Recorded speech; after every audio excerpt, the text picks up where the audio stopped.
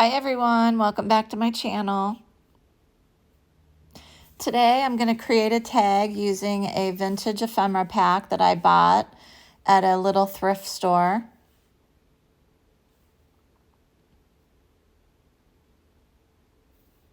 This vintage ephemera pack was $5.50 and it contains 2 pages of vintage book text that are poems, vintage lace, a floral stem, 3 vintage buttons, and 3 vintage stickers. Oh, and also a cigar wrapper.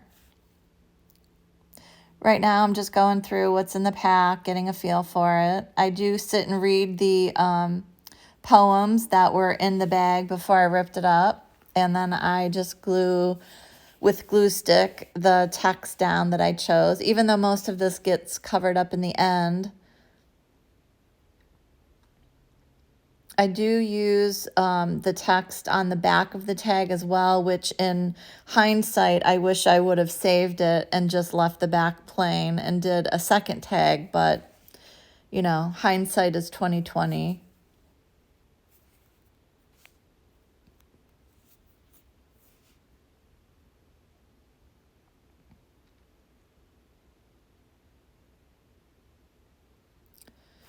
I took off all the book page that didn't have text on it and put it to the side. And you'll see in a bit that I use some of that as a cluster and create a focal point.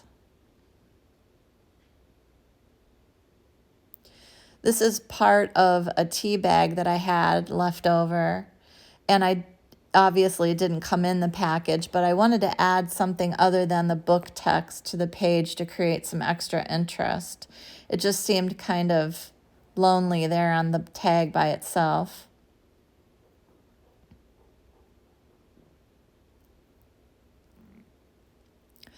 This is my Tim Holtz oxide in frayed burlap.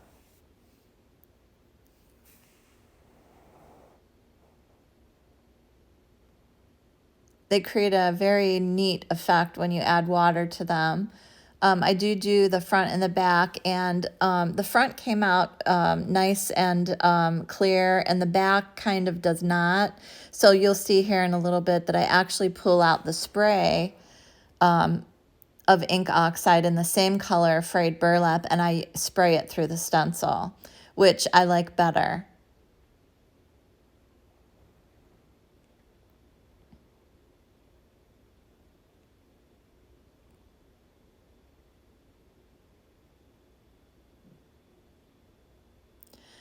I'm just doing a lot of thinking here, a lot of moving things around, seeing what looks good to my eye, and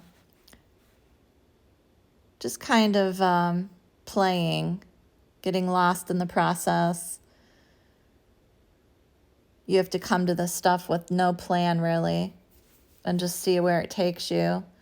It's part of the process. It can be very frustrating. I was actually talking to my husband, who was in the background in this scene, and I said, I have no idea what I'm doing here, but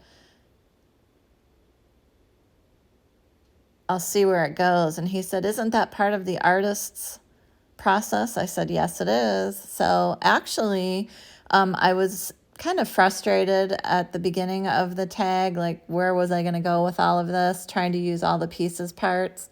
And then actually I really enjoyed how the tag came out. I really liked it a lot. Here I'm just stapling that some of that vintage book paper together that does not have text on it, and I'm creating a cluster that I can decorate on top of in a little bit.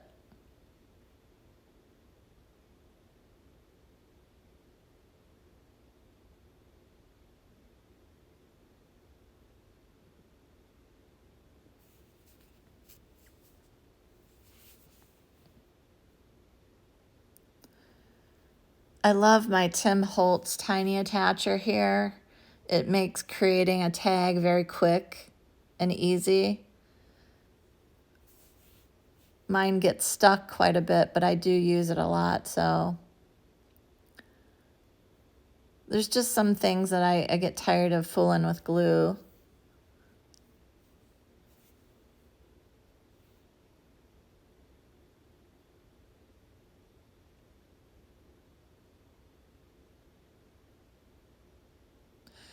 The items in this bag were very vintage and very crispy, so they were very fragile, and even the little stem of flowers seemed to kind of want to fall apart in places, so you can see me throw a little piece of it in the garbage off to the side. These were stickers that I ended up having to just cut out and glue on. They were just so crispy. They were very delicate. And then that's the cigar wrapper. I just had to glue that on. And the red and the gold give this, from the cigar wrapper, give this a very Valentine's Day look to the tag. As I start going, I pull some more red into it from the tag.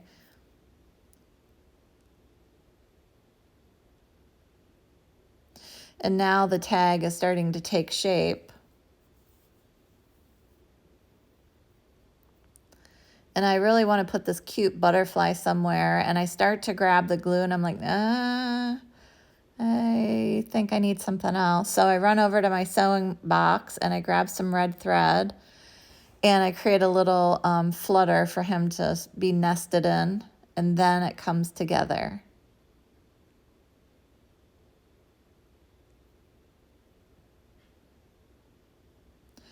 And then I find some text from my Tim Holtz Tiny Chat, and I glue that to the top in the phrase, "You are loved." So now it's very Valentine's Day-ish. And you'll see some still shots at the end. I thank you for joining me today and subscribing to my channel and sharing. I hope you have a great day. Stay warm, and I'll see you in the next video. Thanks.